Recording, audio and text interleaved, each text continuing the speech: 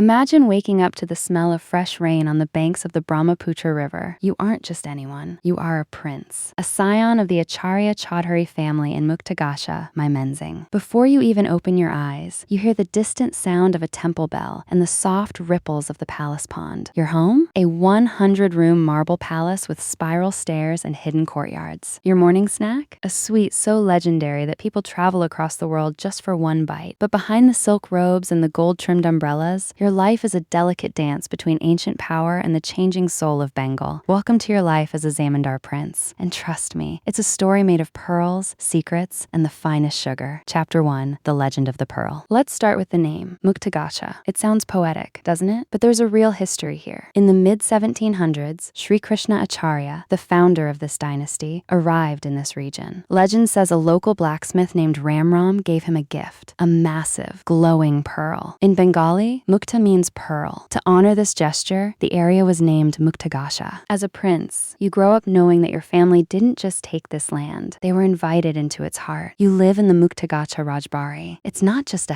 house, it's a masterpiece of neoclassical architecture. You walk through massive white pillars and ornate arches that look like they belong in a dream. But your life isn't just about sitting on a throne. You are a patron of the arts. In Mymensingh, culture is the air you breathe. Your family sponsors the Mymensingh Gitika, the epic folk ballads of Bengal. You grow up surrounded by poets, balls, and musicians who sing about the beauty of the land and the sorrows of the river. Chapter 2, The Secret of the Monda. Now, we have to talk about your breakfast. You don't eat ordinary sweets. You eat the Muktagacha Monda. In the year 1824, a man named Gopal Pal had a dream. He claimed a hermit appeared to him and gave him a secret recipe for a sweet. He made it, took it to your ancestor, Maharaja Suryakanta, Acharya Chowdhury, and the rest is history. As a prince, you watch as these master confectioners prepare it, using only pure milk, sugar, and a secret technique that hasn't changed in over 200 years. It's soft, it's white, and it melts on your tongue like a sweet cloud. Presidents, prime ministers,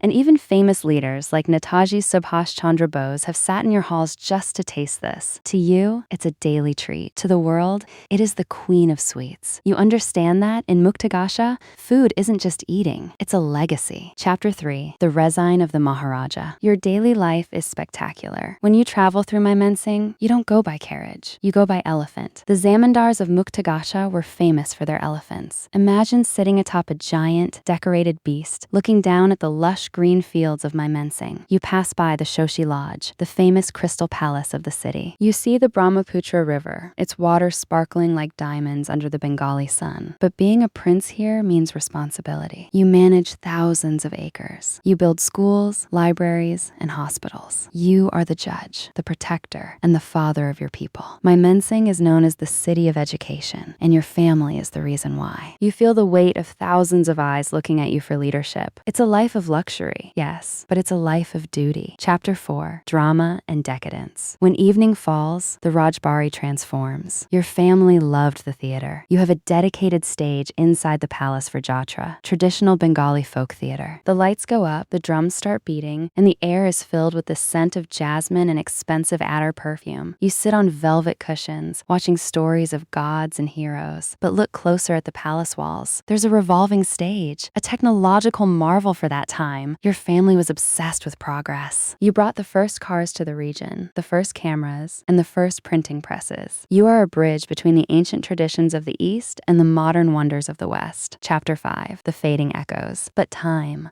is the one thing even a prince cannot control. Today, the Muktagacha Rajbari stands as a silent witness to a golden age. The elephants are gone. The grand halls are quiet. The plaster is peeling off the majestic pillars. When you walk through the ruins today, you can almost hear the ghosts of the past. You can hear the laughter of the princes, the tinkling of the dancers' anklets, and the rustle of silk. But Muktagacha isn't dead. Its beauty lives on in the people. It lives on in the taste of that same Monda sweet you can still buy in the market. It lives on in the culture of Mymensingh, a place that still values poetry and education above all else. This was your life, a life of elegance, a life of art, and a life deeply rooted in the soil of Bangladesh. So, tell me, if you could go back in time for just one day, would you choose the silk robes of a prince or the simple peace of the riverbank? Thanks for watching. If you loved this trip to Muktagacha, hit subscribe. Tell me in the comments, which part of Bangladesh should I explore next?